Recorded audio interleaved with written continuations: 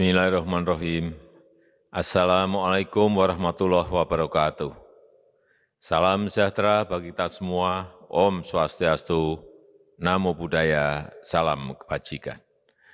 Yang saya hormati para Menteri Kabinet Indonesia Maju, yang saya hormati Ketua Umum DPP Partai Golkar, Bapak Airlangga Hartarto, yang saya hormati bini sepuh dan para senior Partai Golkar, beserta seluruh jajaran pengurus Partai Golkar dari tingkat pusat sampai daerah, seluruh kader Partai Golkar dimanapun berada, hadirin dan undangan yang berbahagia. Pertama-tama saya menyampaikan selamat ulang tahun yang ke-56 Partai Golkar. Semoga Partai Golkar yang sudah besar sekarang ini terus besar dan berkontribusi untuk Indonesia maju.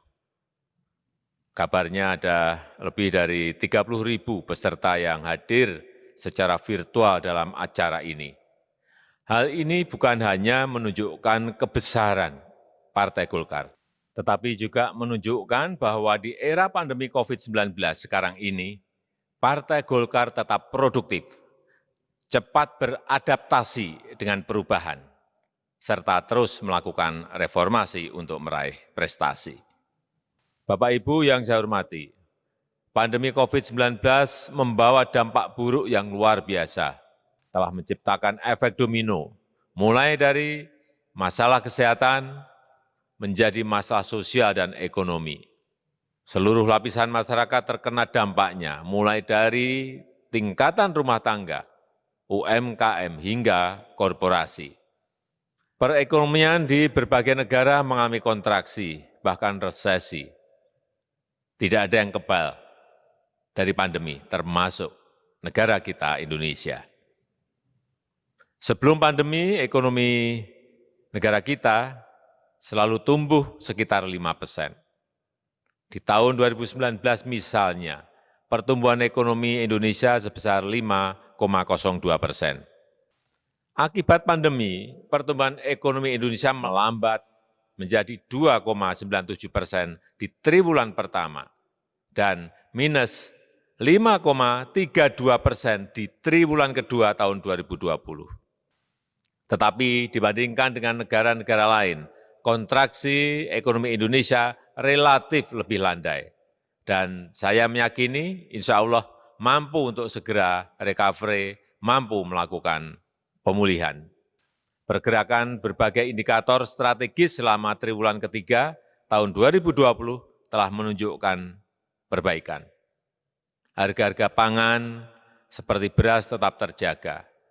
Jumlah penumpang angkutan udara, pesawat, di bulan Agustus 2020 naik 36% dari bulan sebelumnya. Neraca perdagangan September 2020 juga surplus 2,44 miliar US dollar. Purchasing Managers Index PMI mulai memasuki tahap ekspansi kembali dan telah terjadi peningkatan konsumsi. Ini artinya peluang untuk mengembangkan usaha akan semakin terbuka. Pertumbuhan ekonomi akan terus membaik dan penciptaan lapangan kerja bisa semakin terbuka luas. Ketua Umum, Bapak Ibu yang saya hormati, saya paham selama ini masih banyak kendala bagi pengusaha UMKM, terutama kendala regulasi yang kompleks dan birokrasi yang rumit. Itu memang benar.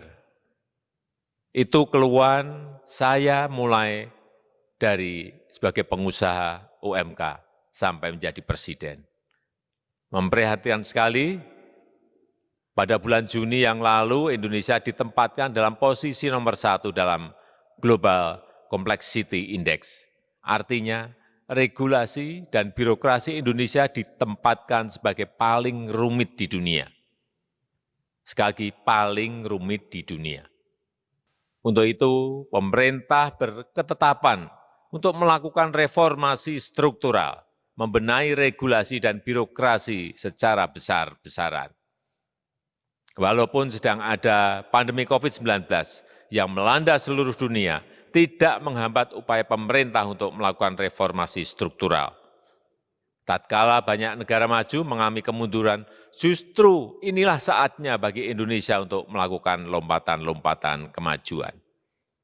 Itulah semangat dari berbagai kebijakan pemerintah, termasuk Undang-Undang Cipta Kerja. Reformasi struktural ini dimaksudkan agar usaha mikro, usaha kecil, dan usaha menengah berkembang dengan pesat, serta industri padat tenaga kerja tumbuh dengan pesat. Kita mengganti izin usaha dengan hanya pendaftaran untuk UMKM.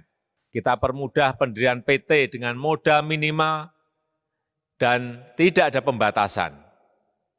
Juga koperasi bisa didirikan hanya dengan 9 orang. Sertifikasi halal bagi UMK kita gratiskan, dibiayai oleh APBN, dan lain-lain. Sekali lagi, agar perekonomian rakyat segera cepat bergerak, UMKM segera tumbuh, dan peluang kerja segera bertambah luas. Bapak Ibu yang saya hormati, dalam kesempatan ini saya menyampaikan apresiasi atas dukungan Partai Golkar, baik yang berada di lembaga eksekutif maupun di DPR, yang secara bersungguh-sungguh mendukung transformasi fundamental yang sedang kita lakukan saat ini. Tahun 2021 akan menjadi tahun yang penuh peluang, tahun opportunity, merupakan tahun pemulihan ekonomi nasional dan pemulihan ekonomi global. Ini adalah saat yang tepat untuk kembali bekerja, kembali mengembangkan usaha, membuka lapangan kerja bagi jutaan pencari kerja. Saya sangat optimis kita akan mampu memanfaatkan peluang tersebut. Pandemi memang menyulitkan kita, tetapi juga membuka peluang kita. Dengan catatan, kita bisa lebih cepat dibandingkan negara lain. Dan kita lebih efisien dibandingkan bangsa lain.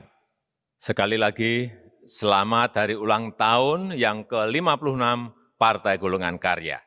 Semoga Allah Subhanahu wa Ta'ala senantiasa memberikan rahmat, berkah, dan ridho-Nya bagi bangsa kita dan bagi kita semuanya. Terima kasih. Wassalamualaikum warahmatullahi wabarakatuh.